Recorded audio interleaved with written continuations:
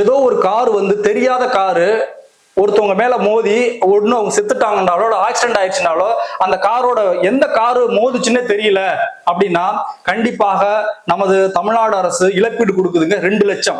செத்து போனா 2 லட்சம், ஏதாவது காயங்கள் பட்டா 50,000. ஆமா, உங்களுக்கோ அல்லது உங்களது உறவினர்களுக்கோ இது மாதிரி நடந்தா நீங்க உங்களுடைய வட்டாட்சியர் அல்லது கோட்டாட்சியரை போய் நீங்க சந்திச்சு இதை சொல்லணும். நீங்க என்ன பண்ணணும்னா, இப்போ ஒரு இடத்துல ஒரு ரோட்ல வந்து ஒரு ஆக்சிடென்ட் நடக்குதுன்னு வச்சுங்களேன், சுத்தி இருக்கிறவங்களோ உறவினர்களோ அது நடந்துருச்சுன்னா ஒரு 2 நிமிஷம் அதை ஒரு வீடியோவா எடுத்துருங்க, எந்த ரோட்ல எந்த இடத்துல நடந்ததுன்னு. உங்களுக்கு வந்து அந்த காரை பார்க்காம இருக்கலாம், அந்த காரோட நம்பர் தெரியாம அடிச்சு போட்டு போயிருக்கலாம்.